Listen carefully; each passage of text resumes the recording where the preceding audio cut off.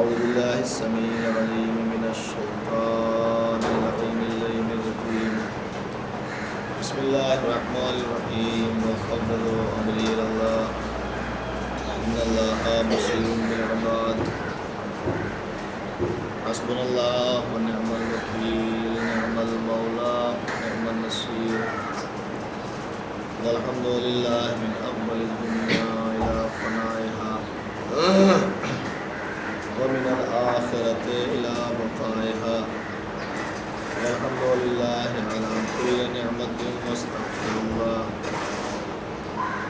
من كل ذنب وأتوب إليه. والصلاة والسلام على نبي الأمي القرشي الهاشمي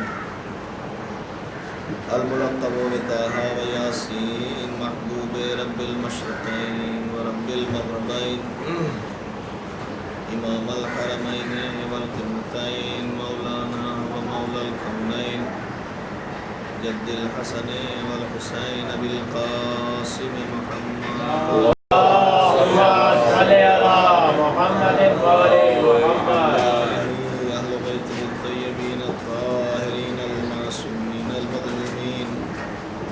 الذين أذهب الله عنهم الرجس وطهرهم تطهيرا. اللهم صل على محمد وآل محمد. لعنة الدائمة الباقية المستمرة على أعدائهم أجمعين وغاصبي حقوقهم من الآن إلى قيام يوم الدين. أما بعد فقد قال الله سبحانه تبارك وتعالى وقوله الحق في كتابه المبين وهو أصدق القائلين. بسم الله الرحمن الرحيم. وذلك بأن الله لم يكن مغيرا نعمة أنعمها على قوم حتى يغيروا ما بأنفسهم إن الله سميع عليم. صلوات اللهم صل على محمد وآل محمد. گزارش ہے اور گفتگو ہے اس بنیاد پر کہ خداوند کریم جو رحم و کرم کے اعتبار سے سب سے بلند ہے، دنیا میں ہر شخصیت سے زیادہ رحم کرنے والا ہے اور نعمت دینے میں سب سے بڑا نعمت دینے والا ہے، جس نے نعمت وجود کے ساتھ نعمت بقائے وجود بھی دیا ہے. وہ نعمتیں جو زندگی کو باقی رہنے والی ہیں وہ نعمتیں بھی عنایت فرمائی. وہ پروردگار یہ کہہ رہا ہے کہ ہم کسی بھی قوم کو دی ہوئی نعمت، کسی بھی قوم پر نازل کی ہوئی نعمت، ان کو عطا کی ہوئی نعمت سلب نہیں کرتے. ہم اس کو بدلتے نہیں ہیں، ہم اس کو متغیر نہیں کرتے، ہم اس کا تغیر نہیں کرتے. حتیٰ یغیروا ما بانفسہم، مگر اگر کوئی قوم خود ہی اس کو دی ہوئی نعمت میں تغیر پیدا کرنے کا سبب بن جائے، اس کو بدلنے میں سلب ہونے کا سبب بن جائے، تو پھر اس میں اس قوم کی خود کی خطا ہے. پروردگار کہہ رہا ہے کہ اگر نعمتوں میں اضافہ ہے تب بھی تمہاری وجہ سے ہے، نعمتوں میں کمی ہے تب بھی تمہاری وجہ سے ہے. حالت کو جس حالت پہ اللہ نے پیدا کیا اس حالت کو بدلنے کے لیے، اس حالت میں نمو پیدا کرنے کے لیے، اس میں اضافہ کرنے کے لیے جو کچھ اس نے دیا ہے اس میں اور بڑھانے کے لیے انسان کو خود محنت کرنا پڑا. ایک انسان ہے جو اپنی زندگی میں قسمت کے سہارے بیٹھا ہوا یہ سوچ رہا ہے کہ اب جو ہماری قسمت میں ہے وہی ہونے والا ہے. قسمت میں لکھا ہوا ہوگا تو ہمیں کھانا ملے گا، قسمت میں لکھا ہوا ہوگا تو ہمیں پانی ملے گا، قسمت میں ہوگا تو ہمارے پاس گھر ہوگا، قسمت میں ہوگا تو ہمارے پاس صحت رہے گی. یہ سب سوچ کر انسان خاموش بیٹھ جائے تو یہ اس کا خیال خام ہے. سوچنا غلط ہے، اس لیے کہ اعلان ہو چکا ہے، ہم نے یقیناً تمہاری تقدیر بنائی ہے، مگر تقدیر کے ساتھ ہم نے تدبیر بھی بتائی ہے۔ ایک ڈاکٹر کے پاس جانے والا بیمار چلا گیا، بیمار ڈاکٹر کے پاس، اور اس نے جانے کے بعد اپنی بیماری بتائی۔ ڈاکٹر نے نسخہ لکھ دیا اور ڈاکٹر نے دوا دی، ٹائم اور وقت مقرر کر دیا، طریقہ بتا دیا۔ بیمار دوا لا کے گھر میں رکھ لے اور اس کے بعد بستر پر سیدھا لیٹ جائے تو کیا وہ اچھا ہو سکتا ہے؟ نہیں، کیونکہ اب جو دوا ملی ہے، اب جو اس نے ٹیبلیٹس دیے ہیں، ان دواؤں کو اب اس کو کھانا پڑے گا، ان دواؤں کو اسے استعمال کرنا پڑے گا۔ اور اگر خالی نسخہ لکھا ہوا رکھا ہوا سارے سرانے اور سوچ رہا ہے ہمیں شفا مل جائے، تو یہ نہیں سوچ سکتا۔ تو طریقہ دنیا یہ ہے کہ جب آپ کو کوئی کام بتا دیا گیا، کچھ کرنے کا سلیقہ سکھا دیا گیا، تو اب کامیابی کے لیے وہ کام آپ کو کرنا پڑے۔ اور میں نے دوسری مجلس میں گفتگو کی تھی کہ کون انسان ہے دنیا کا ایسا کہ جو یہ نہیں چاہتا کہ اسے کامیابی حاصل ہو، جو یہ نہیں چاہتا کہ اسے کامرانی حاصل ہو۔ ہر کام کرنے والا، چاہے وہ چھوٹا کام کرنے والا ہو، بڑا کام کرنے والا ہو، بڑے سے مراد ہے کہ زیادہ پیسہ لگائے کوئی کام کر رہا ہو، طالب علم ہو، فارغ شدہ ہو، جوان ہو، بوڑھا ہو، تاجر ہو، یا کوئی بھی انسان ہو، ہر انسان کو جب کوئی کام کرتا ہے تو اس کام کے کرنے کا مقصد یہ ہوتا ہے کہ اس میں کامیابی مل جائے، اس میں کامرانی حاصل ہو اور انسان کامیاب ہو جائے، اور کامیابی کے لیے کوششیں کرتا ہے، کامیابی کے لیے، ترقی کے لیے، آگے بڑھنے کے لیے محنتیں کرتا ہے۔ میں نے عرض کیا تھا کہ کامیابی کے کچھ اصول ہیں، کچھ طریقے ہیں، ان کے بغیر کامیابی نہیں ملتی۔ ان میں پہلی چیز ہے ثبات قدم، اپنے قدم کو جما کے رکھنا۔ راستے پہ چل رہے ہیں، جس راستے پہ جا رہے ہیں اس راستے پہ آپ چلتے رہیے، جس منزل پہ جا رہے ہیں اس منزل پہ آپ چلتے رہیے۔ ہاں یہ ضرور ہے کہ منزل پہ چلنے سے پہلے آپ طے کیجئے کہ یہ منزل صحیح ہے کہ نہیں، راستے پہ لگنے سے پہلے آپ طے کیجئے کہ راستہ صحیح ہے کہ نہیں۔ اور جب یہ تصدیق ہو جائے، جب یہ معلوم ہو جائے، جب یہ پتہ چل جائے کہ یہ راستہ سچا ہے، صحیح ہے، کامیابی والا ہے، کامرانی والا ہے، خدا والا ہے، اہل بیت والا ہے، یا جو بھی جس کے بھی آپ فالو کرنے والے ہیں، جب آپ کو معلوم ہو جائے کہ یہ راستہ ان کا ہے کہ جن کے ذریعے سے ہم کامیابی حاصل کر سکتے ہیں، پتہ لگنے کے بعد اب آپ کو راستے پہ چلنا ضروری ہے اور اس پر ثابت قدم رہنا ہے۔ ایسا نہیں کہ تھوڑی دور چلے اس کے بعد رک گئے، کوئی دور چلے پھر چھوڑ دیا، تو ایسے کر کے آپ کی زندگی گزر جائے گی مگر آپ کو منزل نہیں ملنے والی۔ مسافر جب سفر کرتا ہے تو مسلسل اس کو سفر کرنا پڑتا ہے، اس وقت تک سفر پر کمر باندھے رہتا ہے جب تک وہ منزل مقصود پر نہ پہنچ جائے۔ تو جب وہ منزل مقصود پر پہنچ جاتا ہے تب اس کو لگتا ہے کہ ہاں اب سفر تمام ہوا، اور وہ مسافر کے جو راستے میں ہی غفلت کھا گیا، جو راستے ہی میں سو گیا، راستے ہی میں اس نے چھوڑ دیا، چلتے چلتے کچھ دور چلا اس کے بعد رک گیا، ابھی منزل بہت دور ہے اور آگے بڑھنے کے لیے تیار نہیں ہے، چلتا نہیں ہے، تو پھر وہ منزل پر نہیں پہنچتا۔ دنیا کے مسافروں کا طریقہ یہ ہے کہ جب سفر کرتے ہیں تو اس وقت تک سفر پر ثابت قدم رہتے ہیں جب تک کہ منزل مل نہ جائے، اور منزل تبھی ملتی ہے جب ثابت قدم رہے، چلتا رہے، کام کرتا رہے۔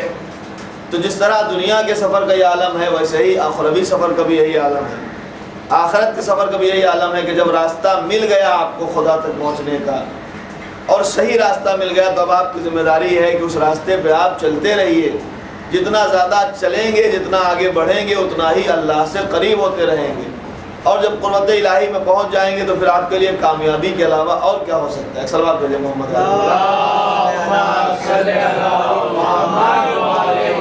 اس میں ثبات قدم ضروری ہے۔ ہم نے کوئی کام کرنا شروع کیا، مثلا ہم نے جو ہے مذہبی سلسلے سے کبھی کبھی نیت کر لی کہ ہم یہ کام کرنے والے ہیں، اب وہ کام جبھی منزل تکمیل پہ پہنچ سکتا ہے جب ہم اس میں ثابت قدم رہیں۔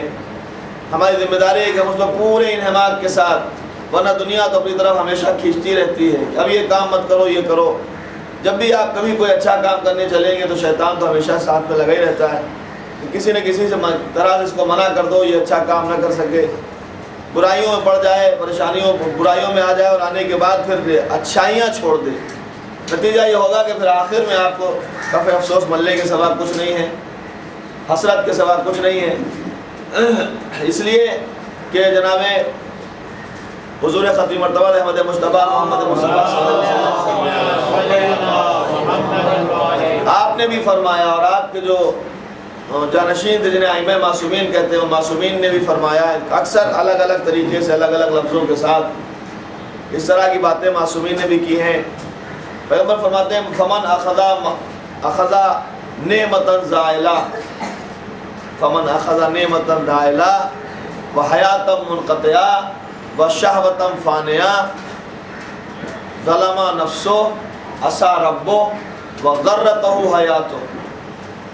پیغمبر فرماتے ہیں کہ جو انسان دنیا میں آنے کے بعد نعمت زائلہ، جو برباد ہونے والی نعمت ہے، زائل ہو جانے والی نعمت ہے، ختم ہو جانے والی نعمت ہے، اس نعمت کو دونوں ہاتھوں سے سمیٹ کے بیٹھ گیا اور یہ سوچنے لگا کہ یہ ہمارے پاس آ گئی تو سب کچھ آ گیا، اب ہمیں کوئی ضرورت نہیں ہے، اب ہمیں کچھ نہیں چاہیے، یہی نعمت ہمارے لیے سب کچھ ہے، نہ آخرت کی ضرورت ہے نہ کچھ ہمیں کرنے کی ضرورت ہے، یہ نعمت مل گئی ہے، یہ ہمارے لیے کافی ہے، اور اس نے اس کو پکڑ لیا اور اسی پہ ڈیپینڈ ہو گیا۔ وحیاتا منقطعہ، اور اپنی ٹوٹ جانے والی یعنی ختم ہو جانے والی، منقطع ہو جانے والی، کٹ جانے والی، رشتے دنیا سے الگ ہو جانے والی زندگی پر اس نے بھروسہ کر لیا۔ زندگی جو ملی ہے وہ منقطع ہونے والی ہے، ختم ہونے والی ہے، کٹنے والی ہے، سب کو معلوم ہے کہ یہ جو ہمارا رشتہ ہے دنیا سے، یہ جو ہمارا رشتہ ہے کائنات سے، یہ کبھی نہ کبھی ختم ہونے والا ہے، ہمیں اس کے بعد دوسری کائنات کی طرف سفر کرنا ہے۔ جس نے حیات منقطعہ پہ بھروسہ کیا کہ ابھی دن ہے، کرتے رہیں گے، موقع آئے گا تب کر لیں گے، ابھی ہم جوان ہیں، جب تھوڑا سا اور بڑے ہوں گے، معمر ہو جائیں گے تب یہ کام کریں گے، پھر اس کے بعد اور زیادہ عمر ہوگی تب یہ کریں گے، سوچتے سوچتے ساری عمر گزر گئی، کبھی کرنے کے لیے اس نے سوچا نہیں کوئی کام، اور بھروسہ کرتا رہا۔ لیکن خدا کی قسم پروردگار عالم نے بتا دیا ہے، اور اچھا ہوا نہیں بتایا کہ ٹائم کیا ہے زندگی کا، کب مرنا ہے آپ کو، کب آپ کو مر جانا ہے، اس نے کوئی وقت معین جو کیا ہے تمہیں نہیں بتایا کہ تمہاری زندگی کتنے دن رہنے والی، اس نے اپنے پاس رکھا ہے، نہیں معلوم۔ آج ہم نے یہ سوچ کر دن کو گزار لیا کہ یہ جو کام آج ہمارے اوپر واجب ہے یہ ہم کل کر لیں گے، تو کیا گارنٹی ہے کہ کل آنے والی ہے؟ کیا آپ کو یہ یقین ہے کہ کل آ جائے گی، صبح آ جائے گی؟ نہیں آنے والی، یقین نہیں ہے، وہ تو اس کا کرم ہے کہ ہمیں آج زندہ رکھا اور کل صبح بھی زندہ ہی اٹھائے، ورنہ ایسے بھی لوگ ہیں کہ جو شام کو کھانا کھا کے سوئے، صبح کو دیکھا گیا تو انہیں صبح نصیب نہیں ہوئی، وہ صبح کو زندہ نہیں دکھائی دیے۔ تو پیغمبر فرماتے ہیں یہ حیات منقطعہ ہے، کٹ جانے والی، ختم ہو جانے والی، اس پر بھروسہ نہ کیجیے۔ آج اگر موقع ملا ہے، یہ ماہ محرم الحرام کی آج 4 تاریخ، اگر آج موقع ملا ہے کہ نام حسین سے ہمیں کچھ اپنے کردار کو سنوارنے کا وقت فراہم ہوا اور کچھ سیکھنے کا موقع ملا تو آج ہی اس پر عمل کریں، ابھی سے اس پر عمل شروع کریں۔ ممکن ہے کہ کل 5 محرم ہمیں نہ ملے، کل 5 محرم ہمارے سامنے نہ آئے، ہم تو کہتے ہیں خدا کرے تمام اہل بیت کے چاہنے والے ہزاروں سال جیے، لیکن یہ کہ قرآن خود کہہ چکا ہے کوئی نفس نہیں جانتا بِأَيِّ أَرْضٍ تَمُوتُ، کون سی جگہ پہ مر جانا ہے، کون سی زمین پر ختم ہو جانا ہے۔ جناب امام محمد باقر علیہ السلام سے کسی نے پوچھا، آپ سے کسی نے معلوم کیا کہ مولا یہ بتائیے، میں نے کل کی گفتگو میں ایک جملہ کہا تھا، اپنی حیات، اپنی زندگی کے تمام مسائل میں، تمام مشکلات میں، تمام پریشانیوں میں قرآن نے فرمایا، قرآن میں جب پروردگار نے فرمایا ہے، آیت ہے قرآن میں کہ وَاسْتَعِينُوا بِالصَّبْرِ وَالصَّلَاةِ، اپنی نمازوں کے ذریعے سے، صبر کے ذریعے سے بارگاہ الہی میں آپ مدد چاہیے۔ جتنا جتنا صبر بڑھتا رہے گا اتنا اتنا تقرب اللہ سے بڑھتا رہے گا۔ ان اللہ مع الصابرین، آیت خود کہتی ہے کہ اللہ صبر کرنے والوں کا ساتھ دیتا رہتا ہے۔ بالصبر والصلاۃ، نمازوں کے ذریعے سے، صبر کے ذریعے سے بارگاہ الہی میں آپ یہ پائیے کہ پروردگار عالم تو ہماری تمام مشکلات کو جانتا ہے، تو ہی حل کر سکتا ہے، اور ہر مشکل کے حل کرنے کے لیے آپ کو بھی کچھ نہ کچھ کرنا پڑے گا۔ پیغمبر فرماتے ہیں کہ دعا تو یقیناً آپ کی تقدیر کو بدلنے کے لیے کافی ہے، مگر اس میں آپ کو ایکٹیویٹیز کرنا ہے۔ دعا کرنے کے بعد مثلا پروردگار ہمیں رزق عنایت کر، دعا کر لی ہم نے اللہ سے، اور اس کے بعد اب ہماری ذمہ داری یہ ایسا نہیں ہے کہ ذمہ داری ختم ہو گئی، اس کے بعد ہماری ذمہ داری یہ ہے کہ اب اس کے فراہم کرنے کے لیے ہم نکلیں۔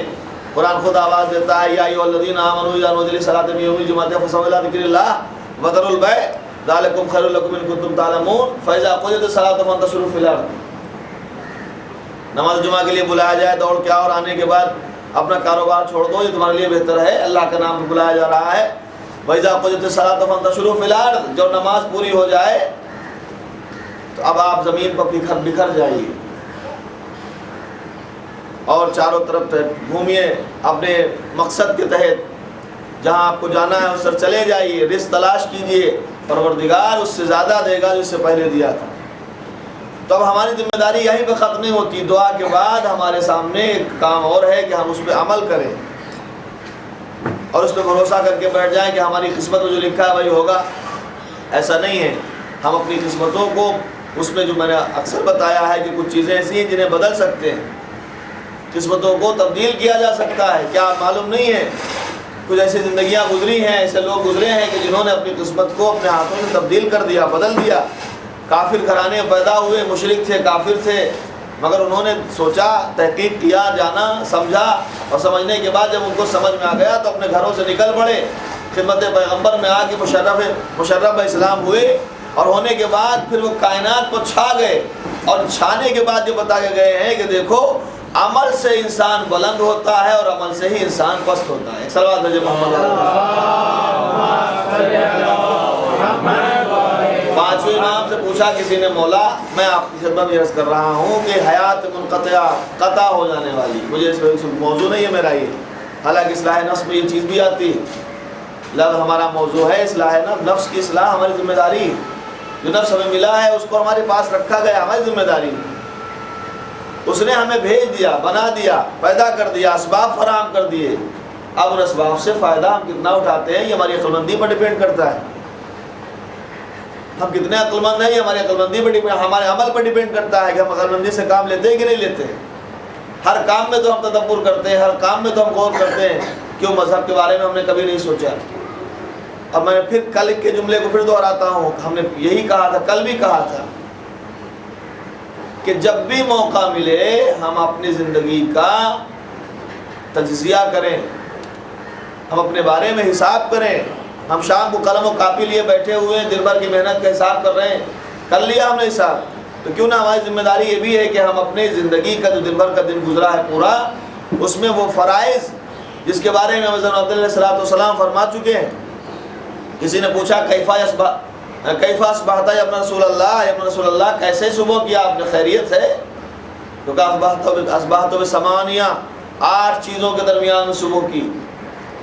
ان اللہ یطلبنی بالفرائض، اللہ ہم سے چاہتا تھا فریضہ ادا کرے، والنبی بالسنہ، نبی چاہتے تھے میں سنت پوری کروں، سنت پیغمبر پر عمل کروں، والعیال بالقوت، اور اہل عیال چاہتے تھے ان کے لیے آذوقہ فراہم کروں، روزی تلاش کر کے لاؤں،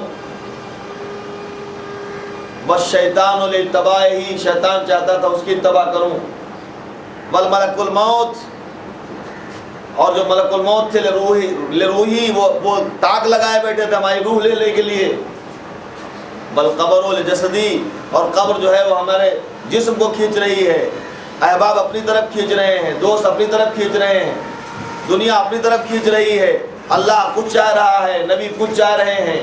ان چیزوں میں ہم نے صبح کی، اور یہ ساری چیزیں اگر پوری کر کے شام کو انسان فارغ ہو تو سب سے بڑا کامیاب بندہ وہی، کیونکہ سب پہ عمل کرنے کے بعد جو ہے شام کو سو جائے، اور سونے کے بعد صبح اٹھے پھر اسی پہ لگ جائے، تو پروردگار عالم بھی کہتا ہے کہ یہ بندہ کامیابی کی نیند سو رہا ہے، کہ جو اپنے تمام فریضوں کو ادا کر کے سو رہا ہے، تمام فرائض کو پورا کر کے سو رہا ہے۔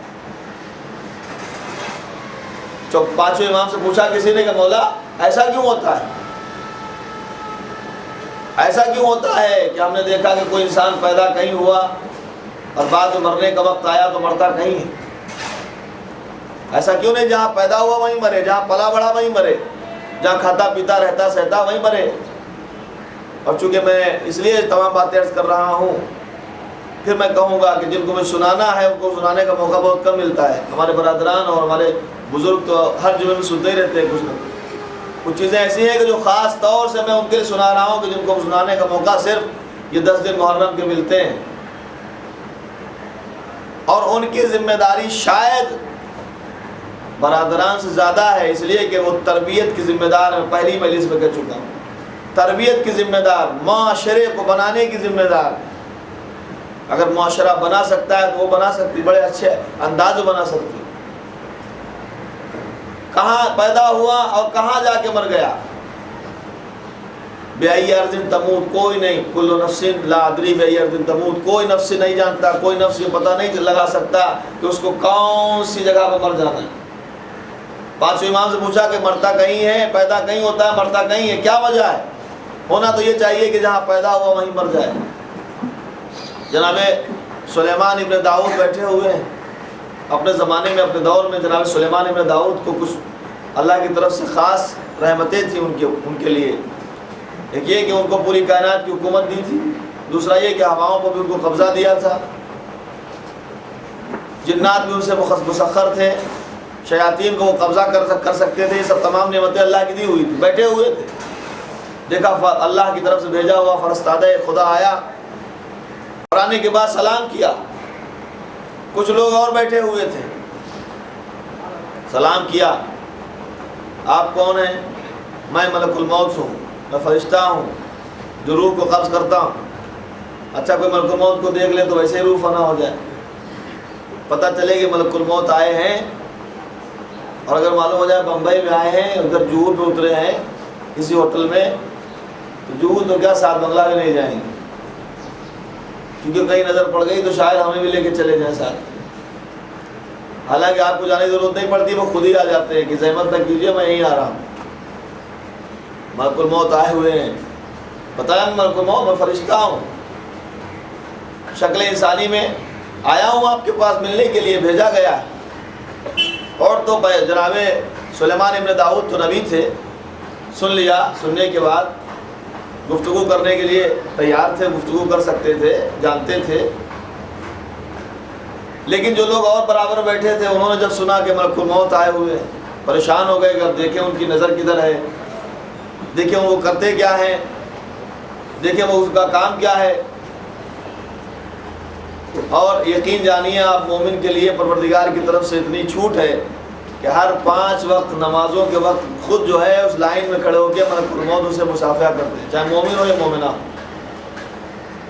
جب نماز ختم ہوتی ہے تو خود جو ہے ملک الموت، حدیث میں نے دیکھا ہے، ملک الموت آتے ہیں اور آنے کے بعد وہ مصافحہ کرتے ہیں. وہ فرشتہ جسے موت کے لیے معمور کیا گیا اور روح کو قبض کرنے کے لیے معمور کیا گیا، وہ آتا ہے اور مصافحہ کرتا ہے، مصافحہ کر کے چلا جاتا ہے. مومن سے خوش ہوتا ہے.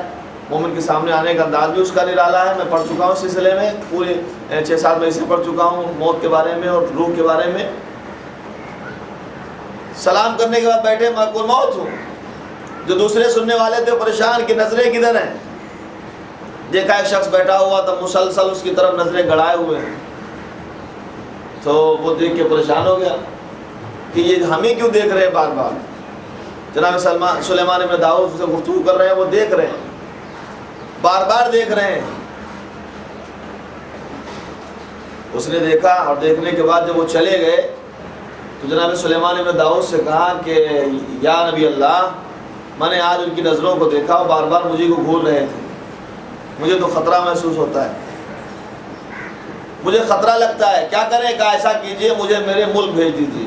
میں روایت میں تو شہر ملک ہندوستان لکھا ہوا ہے، جس ملک کا بھی رہا ہو، کہا کہ میں فلاں جگہ کا رہنے والا ہوں، مجھے وہاں بھیج دیجئے، اس لیے کہ یہاں آپ کے پاس ان کا روزانہ آنا جانا رہے گا، وہ آپ کے پاس آتے جاتے رہیں گے. اور میں نے پہلی بار میں دیکھا کہ مجھے مسلسل دیکھ رہے تھے اور میں گھبرا رہا ہوں، مجھے بھیج دیجئے، کوئی انتظام کیجئے، میں جلدی سے جلدی پہنچ جاؤں، اس لیے کہ ہوائیں مسخر ہیں، آپ کے قبضے میں ہیں، آپ کے پاس بساط سلیمانی موجود ہے، ہمیں کیسے بھی جنات کو حکم دیجئے کہ وہ پہنچا کے آئیں.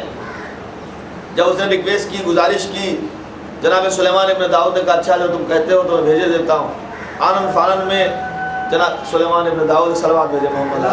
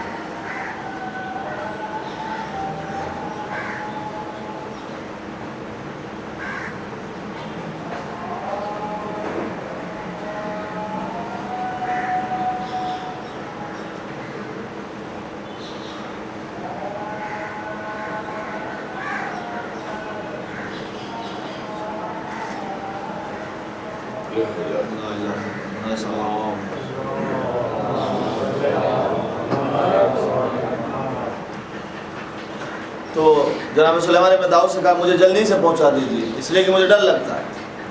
جناب سلیمان ابن داؤد نے ان کو جو ہے جو ذریعہ بنایا ہو جلدی سے آرن فارن میں اس کے وطن پہنچایا، اور اس کے بعد دوسرے دن جناب سلیمان ابن داؤد کے پاس ملک الموت آئے۔ آنے کے بعد پھر گفتگو شروع ہوئی تو جناب سلیمان نے پوچھا کہ آپ کل جو ہے ہمارے یہاں بیٹھے ہوئے شخص کو، درباری کو بڑے غور سے دیکھ رہے تھے، کیا وجہ ہے؟ وہ گھبرا گیا، اس نے مجھ سے کچھ سوال کیے، وطن جانے کے لیے کہا، تو مرحوم نے فرمایا کہ میں اس کو اس لیے دیکھ رہا تھا کہ اس کا نام جو ہے حیات کے رجسٹر سے کٹ چکا ہے، لیکن اس کے لیے یہ زمین مرنے کے لیے نہیں تھی، اس کے لیے مرنے کے لیے جو زمین معین کی گئی تھی وہ زمین دوسری تھی۔ میں اس کو دیکھ رہا تھا کہ اس کو تو وہاں ہونا چاہیے، یہاں کیسے؟ اور میں نے دیکھنے کی وجہ سے آپ کے ذریعے وہاں پہنچ گیا اور میرا کام آسان ہو گیا۔ صلوات بھیجے محمد، کیونکہ مجھے معلوم تھا کہ اس کو مرنا ہے، مگر یہ یہاں بیٹھا ہوا ہے اور اس کو مرنا فلاں جگہ پہ ہے، اس لیے میں اس کو دیکھ رہا تھا کہ اس کو وہاں ہونا چاہیے، اور وہ پہنچ گیا اور میں نے اس کی روح کو قبض کر لیا۔ مولا سے کسی نے پوچھا کہ بتائیے کہ ایسا کیوں ہوتا ہے، کیا وجہ ہے کہ کوئی کہیں رہتا ہے، پلتا بڑھتا کہیں اور ہے، اور اس کی مٹی کہیں اور ہوتی ہے، مرتا کہیں جا کے اور ہے؟ تو مولا نے فرمایا کہ اصل میں ایسا ہوتا ہے کہ جب انسان کا نطفہ رحم مادر میں قرار پاتا ہے اور اس کے جسم کو بننا شروع ہوتا ہے، تو پروردگار جہاں پہ اسے مرنا ہوتا ہے اس کے نطفے میں وہاں کی مٹی ملا دیتا ہے۔ اب اس کی محبت اس کو ہمیشہ کے طریقے سے کہیں بھی ہو اسے کھینچ کر وہاں لاتی ہے جہاں آخر وقت اسے رہنا ہے۔ اگر کوئی انسان اچھے اعمال کرتا ہے تو اچھی جگہ جاتا ہے، ہم کہتے ہیں پروردگار عالم شاید مومنوں کے لیے بھی تو نے ایسے کیا ہوگا، لیکن بہتر ہے ان مومنوں کے لیے کہ جن کے نطفے میں کربلا کی مٹی ملائی گئی۔ ایک صلوات بھیج دیں محمد و آل محمد۔ تو یہ حیات جب منقطع ہے، کٹ جانے والی ہے، ٹوٹ جانے والی ہے، جس نے حیات منقطع کے اوپر بھروسہ کیا، ٹوٹنے والی ختم ہونے والی زندگی پر بھروسہ کیا، اس کا کوئی بھروسہ نہیں ہے کب ختم ہو جائے، کہاں ختم ہو جائے، کیا ذریعہ بن جائے، کیا وسیلہ بن جائے، کس طریقے سے انسان چلا جائے، اس کا کوئی بھروسہ نہیں۔ اس کے اوپر عمل اور اس کے اوپر بھروسہ نہیں کیا جا سکتا، یقین نہیں کیا جا سکتا رہنے والے۔ تیسری چیز وَالشَّهْوَةُ فَانِيَةٌ، اور جو انسان اپنی فنا ہو جانے والی خواہشات کے پیچھے پڑ گیا کہ کچھ بھی ہو خواہش پوری ہونا چاہیے، کچھ بھی ہو نفس کو سکون ملنا چاہیے، حلال ہو حرام ہو کیسا بھی طریقہ ہو کچھ بھی ذریعہ ہو، لیکن ہماری خواہش پوری ہونا چاہیے۔ زوجہ نے شوہر سے کہا کہ ہم کہیں سے بھی لائیے، ہمیں یہ چاہیے، ہمیں اتنا زیور چاہیے۔ اب چونکہ شوہر بیچارہ زوجہ کو خوش کرنے کے لیے کچھ بھی کرے، اگر وہ کچھ بھی کر کے لا رہا ہے تو اس میں اس کے لیے بھی گناہ ہے جو کر کے لا رہا ہے، لیکن جو ذریعہ بنا ہے جو وجہ بنا ہے اس کے اوپر بھی گناہ ہے۔ پیغمبر کہتے ہیں کہ جو لوگ اپنی ایسی خواہشات کہ جو بالکل ختم ہونے والی فانی ہے فنا ہونے والی اس کے پیچھے پڑ جائیں کہ کچھ بھی ہو ہمیں یہ کام پورا کرنا ہے، خواہشات نفس کو پورا کرنا چاہے جہاں سے ہو، تو خواہشات جو ہیں وہ فانی ہیں ختم ہونے والی ہیں۔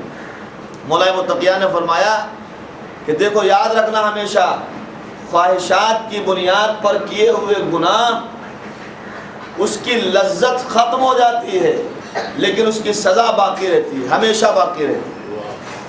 اس کی جو لذت ہے وہ تو ختم ہے لیکن جو اس کے بعد زحمت ہے وہ باقی رہنے والی ہے، اور اعمال صالحہ کی زحمت ختم ہو جاتی ہے مگر اس کی لذت باقی رہنے والی ہے۔ صبح کو اٹھنا بہت مشکل ہے، نماز صبح پڑھنا بہت مشکل ہے، سوتے ہیں میٹھی نیند آ رہی ہے اور سوتے ہی رہ گئے، اور کبھی تو جاگیں گے، اگر زندہ رہے تو 10 بجے اٹھیں گے، 11 بجے اٹھیں گے، 12 بجے اٹھیں گے، دن میں کسی ٹائم تو اٹھیں گے۔ آج سنڈے ہے سوتے رہو، آفس تو جانا نہیں ہے۔ اچھا ہے وہ لوگ جو ہے وہ بھی ثواب میں داخل ہوتے ہیں جن کے باس نے جو ہے صبح 7 بجے آفس بلایا، اسی بہانے کم سے کم بندہ 6 بجے تو اٹھتا ہے نماز کے وقت، چلو اچھا اٹھے ہیں تو نماز بھی پڑھ لیں گے۔ بہرحال واجب ادا ہو گیا لیکن اس کے جو گریٹ ہوتے ہیں جو ثواب کے وہ کم ہو گئے، کیونکہ آپ کا مقصد آفس جانا تھا، نماز کے لیے اٹھنا نہیں تھا۔ ہاں وہ آفس جانا بہانہ بن گیا۔ ساس ناراض ہو جائے گی اگر صبح چائے نہیں دیں گے تو بہو صبح 6 بجے اٹھ گئی، ساس چونکہ نماز مسلح بیٹھی ہوئی ہے، ساری ذمہ داری اس کی ہے، گھر کی بڑی ہے، روزی جتنی گھر پہ آئے گی اس کی ذمہ داری، اب وہ مانگے تو آئے، اب یہ تو بہو ہے، ارے میرا کوئی ذمہ داری نہیں ہے میں کیوں مانگوں۔ ساس بیچاری صبح اٹھی ہوئی بڑی سی تسبیح لیے ہوئے ہاتھ میں اور تسبیح پڑھ رہی ہے، اب کیا رہ کیا گیا ہے، بڑھاپا آ گیا ہے، ضعیفی ہے، دکھائی بھی کم دیتا ہے، دکھائی زیادہ دیتا تو شاید ٹی وی کے سامنے بیٹھی رہتی، لیکن ابھی بھی بہت سارے ایسے ہیں کہ جو دکھائی بھی نہ دے پھر بھی ٹی وی کے سامنے بیٹھے ہی رہتے ہیں، سنائی تو دیتا ہے، اس میں بھی اگر سنائی نہیں دیتا تو بیٹے سے فرمائش کر کے مشین منگا دیتے کان لگانے والی، ارے یہ مجھے ٹی وی کی جو آواز نہیں آتی، ٹی وی کی آواز نہیں آتی۔ کچھ ایسے اصحاب گزرے ہیں کہ جو نابینا ہو گئے تھے، ان میں سے ایک صحابی ہے جن کا نام ہے جابر بن عبداللہ انصاری۔ جب میدان کربلا کا واقعہ ہوا اور وہ منظر سب کو معلوم ہے کہ جب آنے والی بہن نے جو ہے بھائی کے سے ملاقات کے لیے آئی ہے کربلا واپس، تو جناب جابر ابن عبداللہ انصاری نے فرمایا پروردگار ہم نہیں سمجھے تھے کہ تو نے میری آنکھیں کیوں لے لی، لیکن اب ہم سمجھے تیری مصلحت کہ تو نے میری آنکھیں اس لیے لے لی کہ میں یہ منظر نہ دیکھ سکوں کہ جس کے بعد زندہ رہنا ہوا۔ وہ بیچاری صبح اٹھتی 6 بجے 5 بجے نماز شب پڑھ رہی ہے، نماز صبح پڑھ رہی ہے، بیٹوں کی زندگی میں برکت کے لیے، ان کے گھر میں رزق و روزی کے لیے دعا کر رہی ہے، لیکن بہو کی ذمہ داری نہیں کہ صبح اٹھ کے نماز پڑھے۔ ہاں یہ ذمہ داری ہے کہ اگر نہیں اٹھی اور چائے نہیں 6 بجے ملی مصلے پہ تو ابھی بڑبڑ شروع ہوگا، اور اگر یہ ٹیپ ریکارڈ شروع ہو گیا تو بہت دیر میں بند ہوتا ہے، اس لیے کہ اس کی کیسے 1.5 گھنٹے سے بھی زیادہ لمبی ہوتی ہے۔ تو اس نے کیا کیا، ابھی 6 بجے اٹھی کہ اب چلو ایک کپ ہمیں چائے بنا کے دینا ہے، اس میں ہمیں بھی مل جائے گی۔ 6 بجے اٹھی، اگر اللہ نے توفیق دے دی ہدایت دے دی تو دیکھا ابھی سورج نہیں نکلا ہے، لاؤ نماز صبح پڑھ لیں۔ نماز فریضہ تو ادا ہو گئی، نماز فریضہ تو ادا ہو گئی مگر اس کا جو گریٹ ہے وہ کم ہو گیا ثواب کا۔ ہاں آپ ایسا کیجئے، آپ 5 بجے نماز صبح کے لیے اٹھیے اور 6 بجے تک مصلی پر رہیے، اس کے بعد اٹھ کر اگر اپنے گھر والوں کو چائے بنا کے پلائیں گے تو اس کا ثواب چائے بنانے کا پلانے کا بھی الگ ہوگا اور اس نماز کا ثواب بھی اور زیادہ ہوگا۔ صلوات بھیجیں محمد۔ چلو آفس جانا ہے، صبح 7 بجے جانا ہے، یا 7 بجے کی ٹرین پکڑنا ہے، بمبئی جانا ہے، اندھیری اسٹیشن پہنچنا ہے، تو 6 بجے لامحالہ اٹھتا ہے انسان، کسی بہانے اٹھ گیا، نماز صبح پڑھ لی۔ لیکن یہ آپ سمجھیے گا کہ نیند کبھی نہ کبھی تو ٹوٹے گی۔ مولا نے کیا فرمایا کہ گناہ کی لذت ختم ہو جاتی ہے لیکن اس کی زحمت باقی رہتی ہے۔ کوئی بھی گناہ انسان کیوں کرتا ہے؟ اس کا نفس چاہتا ہے، اس کو خوشی ہوتی ہے، اچھا لگتا ہے۔ صبح کو نہیں اٹھے نماز صبح کے لیے، 10 بجے اٹھے تو کیا ہوا؟ 10 بجے اٹھے تو نیند ٹوٹی کہ نہیں ٹوٹی؟ لذت نیند تمام ہوئی کہ نہیں تمام ہوئی؟ لذت تو ختم ہو گئی، مگر جو جان بوجھ کے سونے سے نماز قضا ہوئی، نماز قضا کر دی۔ نماز کا قضا ہو جانا اور ہے، نماز کا قضا کر دینا اور ہے۔ قضا ہو جانا اور ہے، قضا کر دینا اور ہے۔ کسی کے دھکا لگ جانا اور ہے، کسی کو دھکا مار دینا اور ہے۔ ہاتھ آپ نے اٹھایا سر پر رکھنے کے لیے، کسی کو دھوکے سے لگ گیا، وہ اور بات ہے، اور آپ نے اٹھا کے دے دیا ہے ہاتھ سیدھے سے، وہ اور بات ہے۔ ایسے ہی نماز کے قضا ہو جانے کی بات اور ہے کہ انسان تھکا ہوا سوتا رہ گیا، اس پہ وہ گناہ نہیں ہے۔ انسان اٹھا مگر نماز صبح نہیں پڑھی پھر سو گیا، اس پہ زیادہ گناہ۔ ہاں پروردگار کہتا ہے کہ میں معاف کروں گا، لیکن اس کے لیے آپ کو زیادہ گڑ گڑانا پڑے گا، آپ کو اس کے بعد عہد کرنا پڑے گا آئندہ ایسا نہیں کریں گے۔ تو لذت نیند ختم ہوئی کہ نہیں ختم ہوئی؟ مگر اس نماز کے قضا کر دینے کا گناہ اور اس کا عذاب باقی رہا۔ لیکن اگر آپ کو زحمت ہوئی صبح کو اٹھنے میں کہ نیند کی لذت ٹوٹ رہی ہے، تکلیف ہو رہی ہے، لیکن پھر بھی آپ اٹھ گئے اور نماز صبح پڑھنے کے لیے وضو کر لیا اور مصلی پہ کھڑے ہو گئے اور نماز صبح پوری تمام کر لی اور اس کے بعد تعقیبات پڑھ کے آگے بیٹھ گئے، تو آپ کی زحمت ختم ہو گئی۔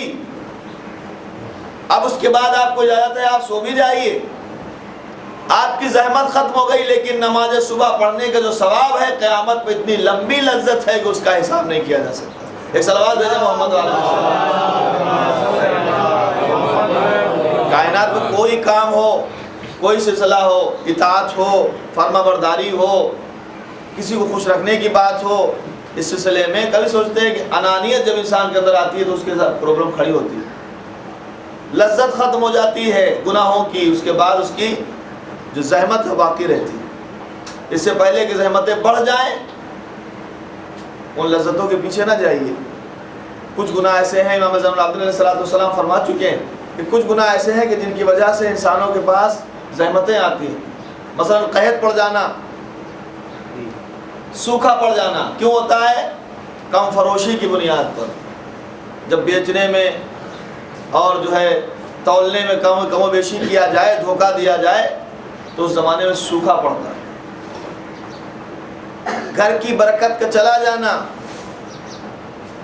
یہ اطاعت و فرما برداری پروردگار کو چھوڑ دینے پر۔ چہرے کے نور کا ختم ہو جانا،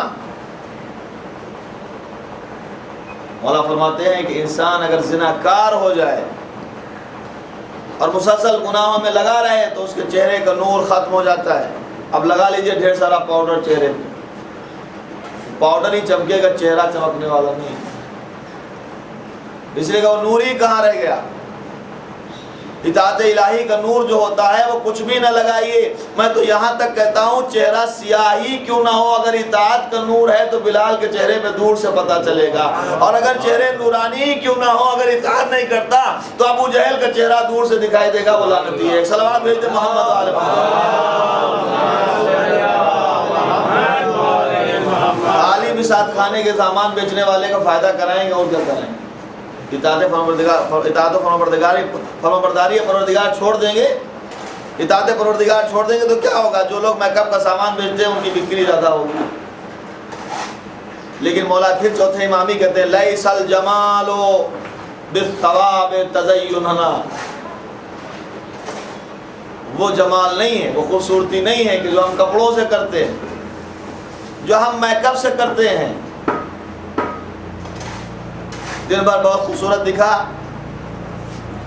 رات میں جو ہے منہ دھو کے سو گیا، پتہ چلا جو دیکھنے والا دن بھر دیکھنے والا تھا رات میں دیکھا تو ڈر گیا، یہ کون ہے؟ وہی والا ہے کہ دوسرا ہے؟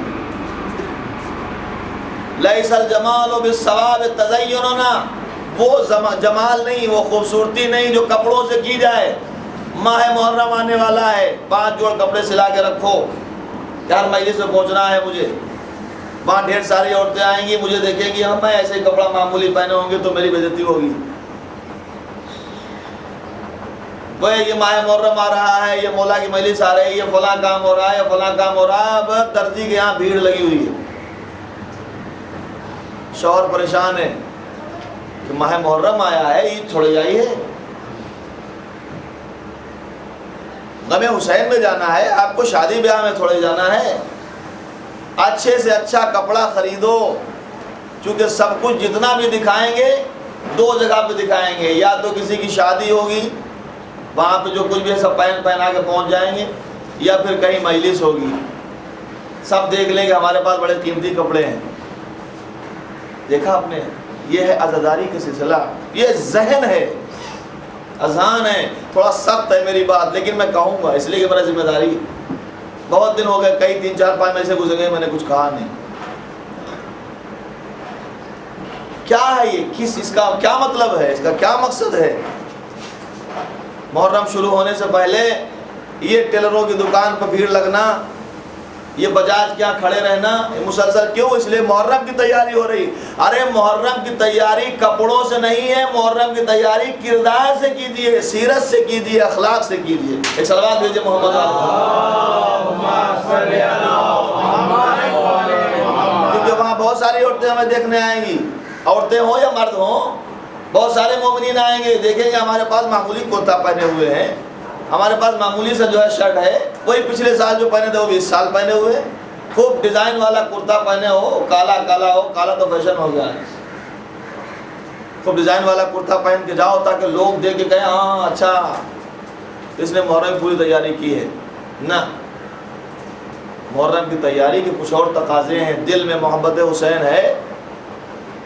کیا آپ نے پہلی چاند نکلنے کے وقت، جس وقت آپ نے غم حسین میں اپنے ہاتھوں کی چوڑیاں توڑیں، اپنے زیور اتار دیے، امام علی مقام کے غم میں امام بارگاہ میں بیٹھ کر اس وقت کیا یہ عہد کیا کہ اسی وقت سے ہم طے کرتے ہیں کہ بی بی سیدہ آپ کی بیٹیوں کے کردار پر عمل کریں؟ کیا آپ نے طے کیا؟ کیا آپ نے اس وقت سوچا کہ یا فاطمہ زہرا زینب اولیاء مقام، ہم آپ کے لیے یہ چوڑیاں توڑ رہے ہیں؟ جناب ام لیلہ، آپ کے چونکہ سہاگ اجڑ گیا تھا، یہ چوڑیاں کیوں توڑتے ہیں؟ وہ سہاگ جو بیوائیں ہو گئی تھیں ان کی یاد میں، اور اس کے بعد وہی طے کیجئے کہ ہم اس قربانی کے لیے تیار ہیں۔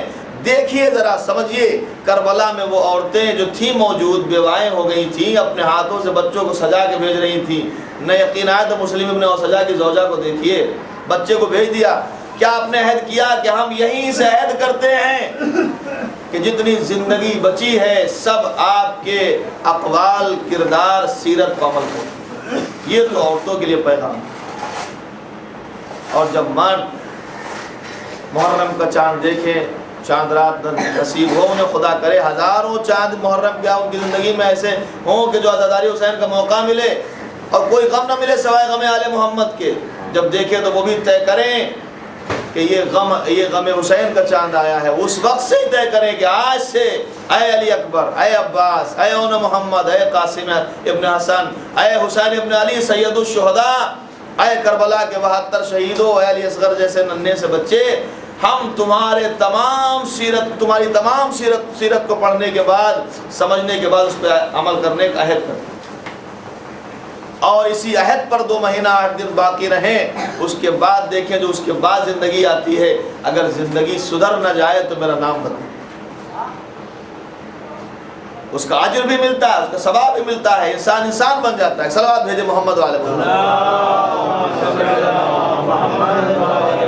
لیس الجمال بالثواب تزیننا، کپڑوں سے جو ہم خوبصورتی کرتے ہیں، مولا فرماتے ہیں اس سے جمال نہیں، وہ خوبصورتی نہیں جو کپڑوں سے کی جاتی ہے۔ زرق برق لباس پہن لیجئے، لیکن جب زبان کھلے گی تو اب پتہ چل جائے کیسے بل الجمال جمال العلم والادب، خوبصورتی انسان کی قائم ہے اس کے پاس علم ہو، اس کے پاس ادب ہو، سلیقہ ہو، تمیز ہو، بزرگوں سے بات کرنے کا سلیقہ ہو، بزرگوں کا احترام کرنے کا سلیقہ ہو، ایسا نہیں ہے کہ ہم جوان ہیں، جگہ بیٹھے ہوئے ہیں، بیٹھنے کے لیے ایک ضعیفہ کھڑی ہوئی ہے کہ کہہ رہی بیٹی ذرا سا ہٹنا، مجھے بیٹھنے دو. نہیں بھائی، ہم تو پہلے سے بیٹھے ہوئے ہیں، ہم پہلے سے بیٹھے ہوئے ہیں، ہم بارگاہ ہم نے پہلے سے جگہ لے لی، اب تم جاؤ کہیں بھی، باہر جاؤ، اندر آؤ، جہاں جاؤ، ہم نہیں ہٹنے والے. نہیں، ہم جوان ہیں، ہمارے اندر طاقت ہے کہ ہم کھڑے ہو سکتے ہیں. وہ ضعیفہ ہے، وہ بوڑھی ہے، اس کے اندر طاقت نہیں ہے، وہ کھڑی نہیں ہو سکتی، تو ہمارے پر فریضہ یہ ہے کہ ہم اس کے احترام میں کھڑے ہو جائیں تاکہ وہ بیٹھ جائے. میں شعر سناؤں، فارسی کا ترجمہ کرتا ہوں. گرامی دار پیرانے کہن را کہ در پیری بدانی ہی سخن را. جو پیر ہیں، جب بوڑھے ہو چکے ہیں، بزرگ ہو چکے ہیں، ضعیف ہو چکے ہیں، ان کو محترم جانو، اس لیے کہ جب تم بوڑھے ہوگے تب یہ بات سمجھ میں آئے گی کہ کل آپ کو اسی منزل پہنچنا ہے.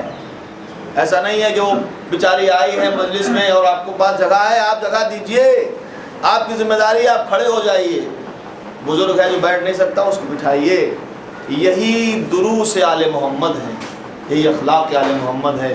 کیا کہتے ہیں مولا کہ بل الجمال و جمال العلم والادب.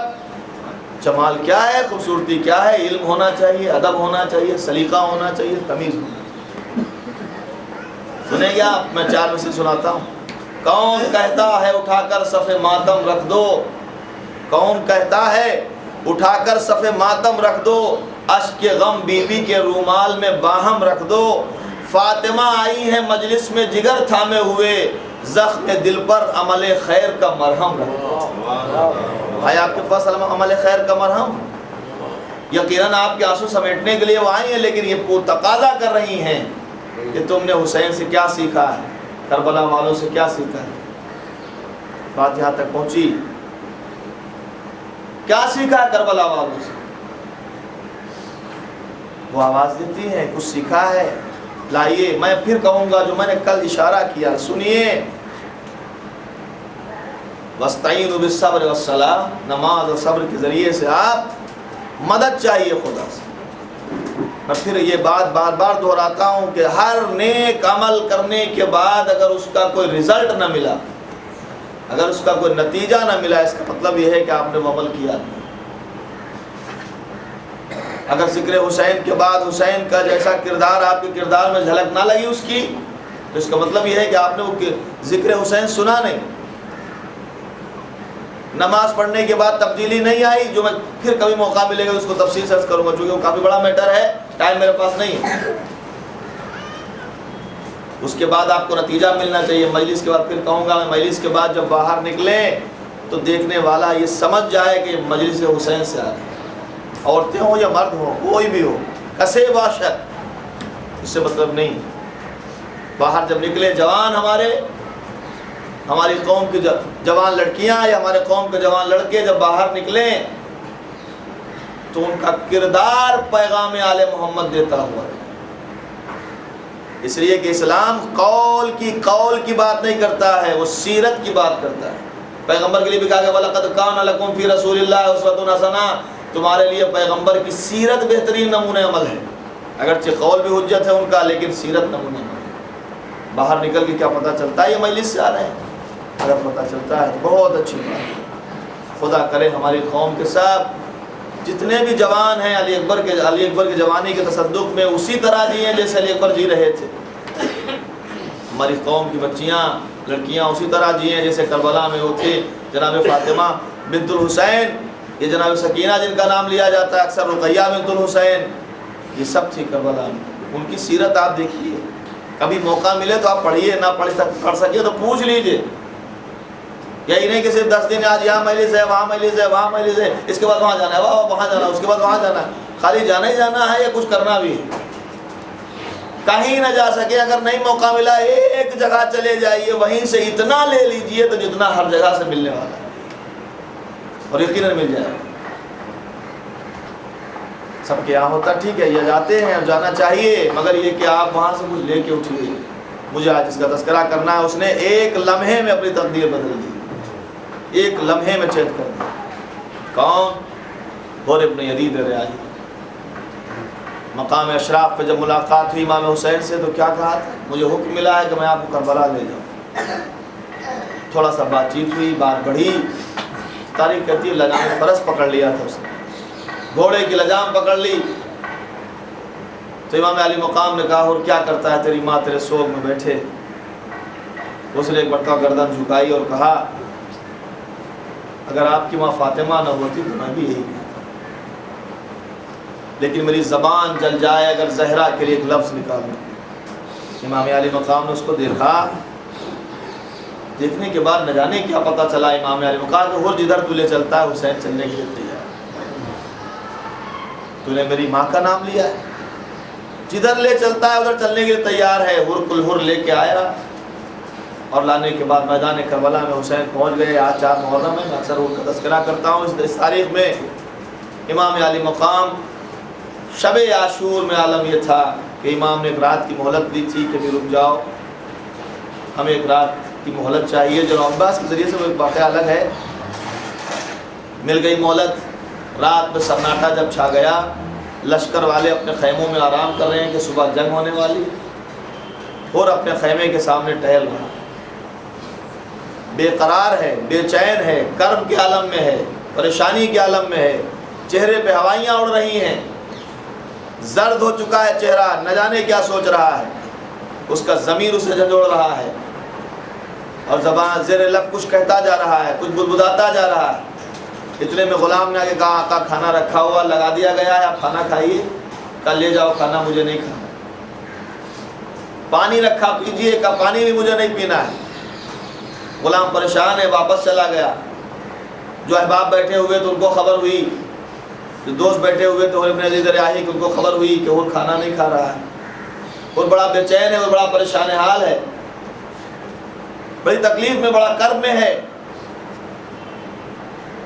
آنے والا ایک دوست اٹھ کے آیا، دیکھا چہرہ، اور میں نے اس سے پہلے تجھے اتنا پریشان کبھی نہیں دیکھا، کیوں پریشان ہے؟ کتنے سے لوگ ہیں، گٹھی بھر لشکر ہے، ہمارے ساتھ تو ہزاروں کا لشکر ہے، چند لمحوں میں ہم لوگ جیت لینے والے ہیں میدان کو، تجھے پریشانی کیوں ہے؟ اور تیرے جیسا بہادر پریشان ہوگا تو پھر کسے آسانیاں رہ جائیں گی؟ تو حر نے کہا کہ تم سمجھنا چاہتے ہو کہ میں کیوں پریشان ہوں؟ کہا، ہاتھ کو پکڑا، خیمے کے پیچھے لے گیا، کہا یہاں کھڑا ہوا، کہ ذرا کان لگا کے سنو تو صحیح۔ جب اس کے دوست نے سنا، کیا سنائی دیا؟ کہ کوئی ننھے بچے ہیں جن کی آواز آ رہی ہے، کیا کریں التش التش، ہائے پیاس ہائے پیاس۔ جانتا ہے یہ کون ہے؟ کہا معلوم ہے یہ حسین کے خیموں سے آوازیں آ رہی ہیں، یہ بچے حسین کے بچے ہیں جو آواز دے رہے ہیں، پیاس پیاس کی آواز دے رہے ہیں۔ کہا معلوم ہے یہ کس وجہ سے ہوا؟ اگر میں حسین کو کربلا نہ لاتا تو شاید بچے اس طرح پیاسے نہ رہتے۔ اس نے سمجھانے کی کوشش کی، کہا کہ اور جاننا چاہتا ہے کہ میں کیوں پریشان ہوں؟ میں سوچ رہا ہوں، میں اپنے کو جنت و جہنم کے درمیان پا رہا ہوں، میں جو سوچ رہا ہوں کہ سب میری وجہ سے ہوا۔ عجب نہیں آواز دی۔ حر نے ذرا تھوڑی دیر ادھر بھی دوسری طرف آ کے ذرا کان لگا کے سن تو صحیح، اور جب کان لگا کے سنا ہوگا تو آواز خود ہوگی کہ کیا سنائی دیا؟ کہ کسی بیوی کے رونے کی آواز آ رہی ہے۔ تو حر نے آواز دی ہوگی، جانتا ہے یہ کون ہے؟ یہ حسین کی ماں فاطمہ زہرا، جو حسین سے پہلے کربلا پہنچ گئی اور اپنے بالوں سے مقتل حسین کو صاف کر رہی ہے۔ اس کے بعد جو ہے اس نے طے کیا، اور ابن عزیز ریاحی طے کر کے آگے بڑھا، ابن سعد کے سامنے پہنچا اور کہا کیا ارادہ ہے، کیا ٹھہری؟ کہا کچھ نہیں، اب صبح جنگ ہونے والی۔ کہا حسین سے صلح کی کوئی صورت نہیں ہے؟ کہا کوئی صورت نہیں ہے، صبح جنگ ہوگی۔ کیسا ماحول ہوگا؟ کہ سر اڑیں گے، تلواریں چلیں گی، دھڑ گریں گے، گھوڑے میدان میں دوڑیں گے، ٹاپوں کی آواز، ہاں ہو شور کی آواز کے سوا کچھ سنائی نہ دے گا، خون کی بارش ہوگی، یہی ہونے والا ہے۔ کا کوئی صورت تو ہوگی؟ حسین کا کوئی صورت نہیں ہے۔ حر نے کہا تیرا تخت تجھے مبارک، تیرا تاج تجھے مبارک، سرداری تو لے لے، مجھے نہیں چاہیے، میں تو حسین کی طرف جا رہا ہوں، توجہ چاہتا ہوں۔ ضمیر نے اس کو جھٹکا دیا، اپنے خیمے سے نکلا، گھوڑے کو بڑھا کے چلنا چاہتا ہے کہ بیٹے نے کہا کہ میں بھی چلوں گا۔ روایت کے مطابق جو ہے بھائی بھی ساتھ میں تھا، غلام بھی ساتھ میں تھا، چھوٹا سا قافلہ لے کے چلا۔ کدھر جا رہا ہے؟ حسین ابن علی کے پاس۔ حسین ابن علی کے پاس جا رہا ہے۔ چلتے چلتے راستے میں دیکھا ایک شیر نر خیموں کے پاس ٹہل رہا ہے، ایک خط کھینچ رکھا ہے کہ اس سے آگے کسی کو آنے نہیں دینا۔ کون ہے؟ یہ عباس ابن علی ہیں، جن کو خیموں کی حفاظت پر مامور کیا گیا۔ کون؟ کہا میں بدنصیب حر ہوں، کیا چاہتا ہے؟ مولا سے ملنا چاہتا ہے۔ اجازت دے دیجئے، مولا سے ملنا چاہتا ہوں۔ کہا اجازت ہے، مگر شرط یہ ہے کہ تمہارے بدن پہ جو ہتھیار لگے ہوئے یہاں اتار کے ڈال دو۔ عزیز و عرب میں غیرت عرب کی یہ تھی کہ اگر زندہ جان کسی کے ہتھیار اتروا دیے جائیں وہ اس کے لیے مشکل تھا مر جانے سے۔ مر جانا آسان تھا، لیکن حر کا ضمیر جاگ چکا تھا۔ اس نے اپنے ہاتھ سے تلوار اتاری، اپنے ہاتھ سے ڈھال اتاری، نیزہ سب اتارنے کے بعد عباس کے قدموں پر ڈال دیا۔ کہا آقا یہ لیجئے، اب مجھے اجازت دیجئے کہ میں خدمت حسین کا آپ اجازت ہے۔ پھر چلا، کچھ دور چلنے کے بعد رک گیا۔ کہا بیٹا مجھے امام کے سامنے جاتے ہوئے شرم آئی، اس لیے کہ میں نے ان کے لجام فرض کو پکڑا تھا، میں ان سے نظریں نہیں ملا سکتا، کیا کروں؟ کہا کہ بیٹا میرے ہاتھ کو غلاموں کی طرح باندھ دے، پس پل باندھ دے۔ بیٹے نے ہاتھ کو غلاموں کی طرح پس پل باندھ دیا۔ کہ میرے آنکھوں پہ پٹی باندھ دے، میرے چہرے پہ نقاب ڈال دے، اور مجھے راستہ بتاتا رہنا، اور میں حسین کی خدمت میں اس طرح جانا چاہتا ہوں، اس طرح کوئی قیدی غلام جاتا ہے، حزین ذلیل و حقیر جاتا ہے۔ ہاتھ پیچھے بندھے ہوئے، چہرہ ڈھکا ہوا نقاب سے، بیٹا بازو تھامے ہوئے لے جا رہا ہے۔ چلتے چلتے ایک مرتبہ آواز تکبیر سنی، تکبیر کی آواز دی، ساتھیوں نے، بیٹے نے بھی اللہ اکبر کہا۔ کہ بیٹا یہ آواز تکبیر کیوں ہے؟ کہا خوشا نصیب تجھے لینے کے لیے صحابہ حسینی آ رہے ہیں، دیکھ وہ حبیب چلے آ رہے ہیں، وہ زہرقین چلے آ رہے ہیں، وہ مسلم ابن اوسجا چلے آ رہے ہیں، بابی سے شاکری آ رہے ہیں۔ اور نے کہا اچھا آگے بڑھیے، آگے بڑھے۔ پھر آواز تکبیر بلند ہوئی، اب کے دو تین بار آواز کی آئی تکبیر کی۔ کہا کون آ رہا میرے لال؟